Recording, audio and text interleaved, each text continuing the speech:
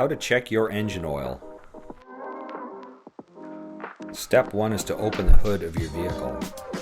Pull the hood release, and open the second release under the hood, and be sure to prop your hood up safely. We are showing you how to check your oil in a vehicle that has a dipstick. Not all vehicles have them, so this video applies only to vehicles with dipsticks.